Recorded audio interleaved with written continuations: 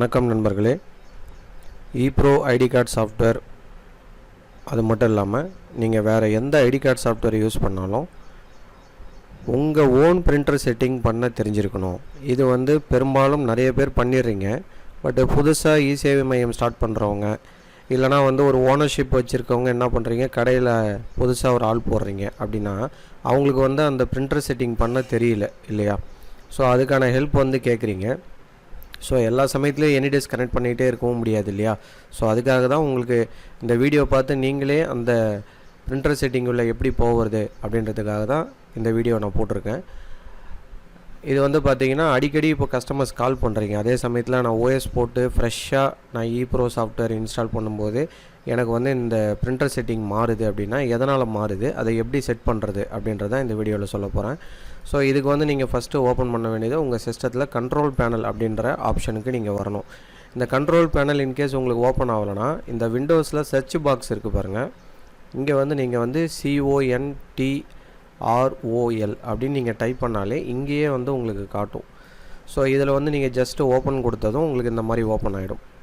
Suppose உங்களுக்கு இந்த மாதிரி வியூ வரலை அப்படின்னா இந்த இடத்துல பார்த்தீங்கன்னா உங்களுக்கு கேட்டகரின்னு இருக்கும். இன்கேஸ் உங்களுக்கு ஸ்மால் ஐக்கான் இருந்ததுன்னா உங்களுக்கு இப்படி காட்டாது இல்லையா உங்கள் சிஸ்டத்தில். அப்போ நீங்கள் இந்த இடத்துல கிளிக் பண்ணி கேட்டகரின்னு சொல்லிட்டு மாற்றிக்கணும்.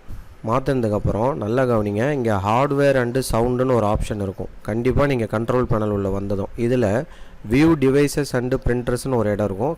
அங்கே நீங்கள் கிளிக் பண்ணிங்கன்னா உங்களுக்கு அந்த பிரிண்டர் செட்டிங் அந்த ஆப்ஷன் ஓப்பன் ஆகிடும். ஒவ்வொரு ஓஎஸ்க்கும் தகுந்த மாதிரி இந்த விசிபிலிட்டி மாறும். இது நான் யூஸ் பண்ணுறது விண்டோஸ் 11 என்னுடைய சிஸ்டம்.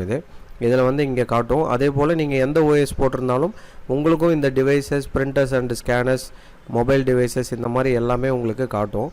இதில் நீங்கள் போக வேண்டியது பிரிண்டர்ஸ் அண்டு ஸ்கேனர்ஸ்.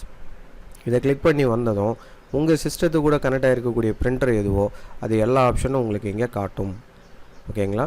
இப்போ எந்த பிரிண்டரில் போக போகிறீங்களோ அது மேலே வச்சு நீங்கள் ரைட் கிளிக் பண்ணிங்கன்னா போதும், உங்களுக்கு பிரிண்டிங் ப்ரிஃபரன்ஸ் வரும், பிரிண்டிங் ப்ராப்பர்ட்டிஸ் வரும்.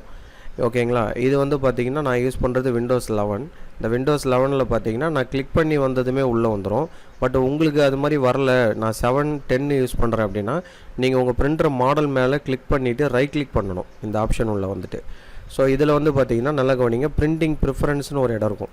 இந்த பிரிண்டிங் ப்ரிஃபரன்ஸில் அட்வான்ஸ்டு செட்டிங்னு வரும். இப்போ இன்கேஸ் நீங்கள் போர்ட்ரேட்டா லேண்ட்ஸ்கேப்பா அப்படின்றதெல்லாம் நீங்கள் தான் செட் பண்ணணும்.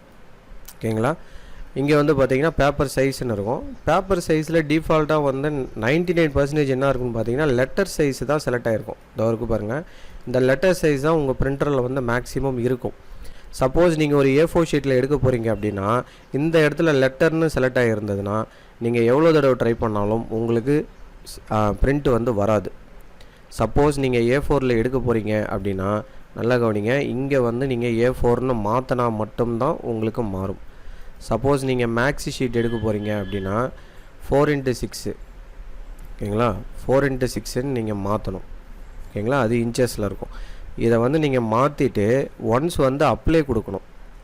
ஓகேங்களா? அப்ளை கொடுத்தா தான் அந்த செட்டிங் அப்ளை ஆகும். ஓகேங்களா? சாஃப்ட்வேரில் நம்ம செட் பண்ணிவிட்டு ஒரு 80% தான் நம்ம செட் பண்ணுறோம். மீதி 20% நம்மளுக்கு இதுலேருந்து தான் நம்ம செட் பண்ணுறோம். அதாவது உங்கள் ஓன் பிரிண்டர் செட்டிங் பண்ண தெரிஞ்சிருக்கணும்.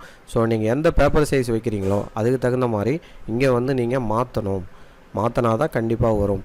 இது புதுசாக சாஃப்ட்வேர் வாங்கி யூஸ் பண்ணுறவங்களுக்கும் சரி, ஃபார்மேட் அடிச்சுட்டு மறுபடியும் ePro போட்டு யூஸ் பண்ணுறவங்களுக்கும் சரி, கடையில் ஆள் வச்சுருக்கீங்க புதுசாக அப்படின்னா அவங்க ஆப்ரேட் பண்ண தெரியல, அவங்களுக்கு பிரிண்டர் செட்டிங்கை வைக்க தெரியல அப்படின்னா நீங்கள் இந்த வீடியோவை அவங்களுக்கு சென்ட் பண்ணிவிட்டு அவங்களுக்கு ஒர்க் பண்ண சொல்லுங்கள். ஸோ இந்த வீடியோ உங்களுக்கு பயனுள்ளதாக இருந்திருக்குன்னு நினைக்கிறேன். தேங்க்யூ ஃபார் வாட்சிங். நிறைய பேர் சப்போர்ட் பண்ணுறீங்க சேனலுக்கு, வெளி கஸ்டமரும் சப்போர்ட் பண்ணுறீங்க. சப்ஸ்கிரைப் பண்ணுங்கள். தேங்க்யூ.